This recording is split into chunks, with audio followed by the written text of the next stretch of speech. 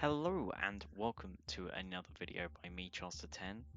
It's been a while since my last video. In fact, probably been almost a year since I made my future of VR video. And in actual fact, this video is staying on topic with that, and it's going to be all about Half-Life Alyx and how it could make or break the VR industry.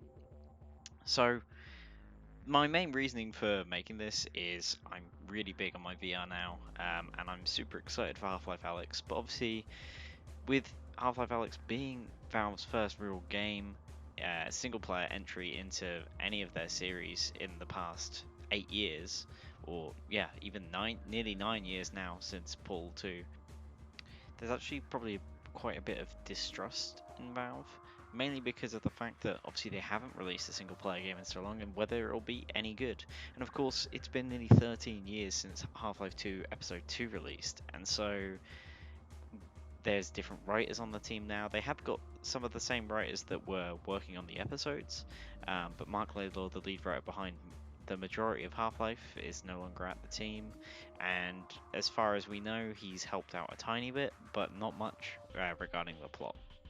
So it will be interesting to see where Half-Life goes from here. Of course, the big thing when it got announced was that it's not a sequel, it is a prequel. And personally, even though I'm saddened that this probably won't continue any of the story, it is going to add more to the lore of Half-Life, and I'm excited to see what they do with it, especially with G-Man. Are they going to explain more of his backstory? And how will that tie in? Because will it make sense with the lore that's created with Alyx and G-Man's connection in previous games?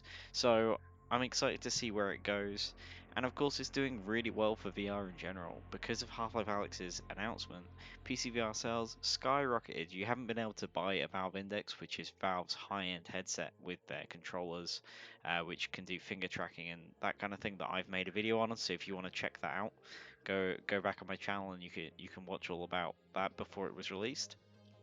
And that's been sold out since the announcement.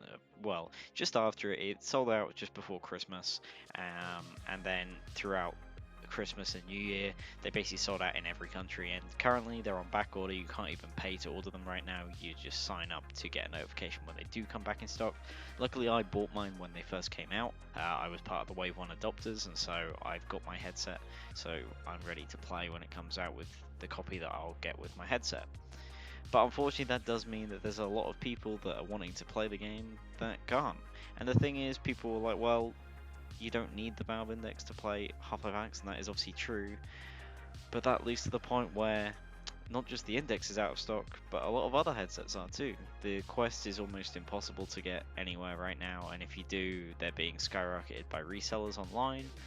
The Rift S, I believe you can still get, but it's running low in a lot of places, especially now with the virus outbreak. It means that a lot of these companies are struggling to get parts out of China to actually manufacture the headsets. And a lot of Windows MR headsets have gone up in sale as kind of a last resort for people to get that instead of not being able to get an Index or a Vive or a Quest or any of those kind of headsets that are a bit more higher end. So it'll be interesting to see how Valve can keep up with demand, because they have promised that indexes will be back in stock by the time Half-Life Alyx releases. Whether they'll get sent out by that time is a complete another story, and I think Valve really underestimated how popular Alyx would be.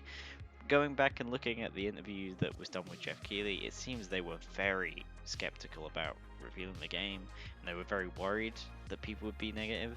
And of course there was negativity online, but the majority, I think, was actually quite positive because the game looks good, and if the game looks good, it's going to convince people to buy a headset.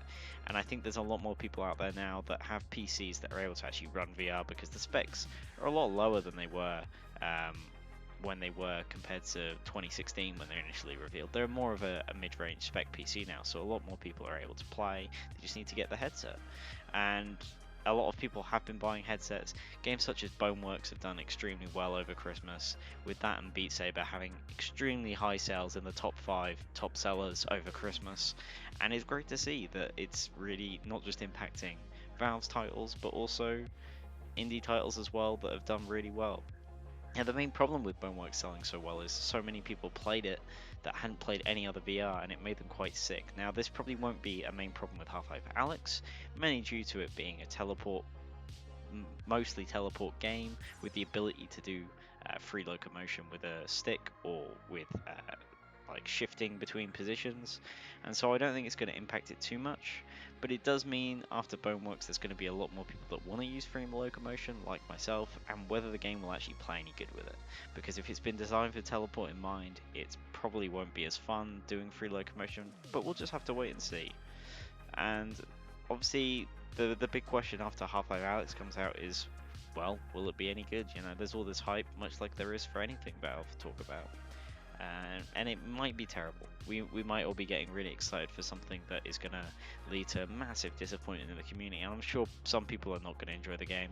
I'm personally very excited, and whatever it is, I'm sure I'll like it, even if it's just a typical VR game. But considering it's meant to be as long as Half-Life 2 was, so you'd say about 12, 15 hours. Plus, I'm probably going to replay it a couple times. The game is going to be pretty big for a VR game, and I'm super excited.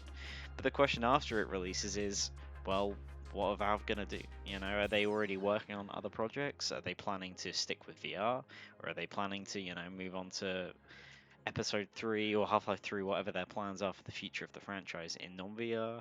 I would see personally, I believe that they'll probably stick with VR if it does well, and especially now that headsets have been selling extremely well, I expect that that is their plan, and that they are going to be working on more Half-Life VR projects and probably other things, much like Left 4 Dead, potentially more stuff in the Portal side of the universe.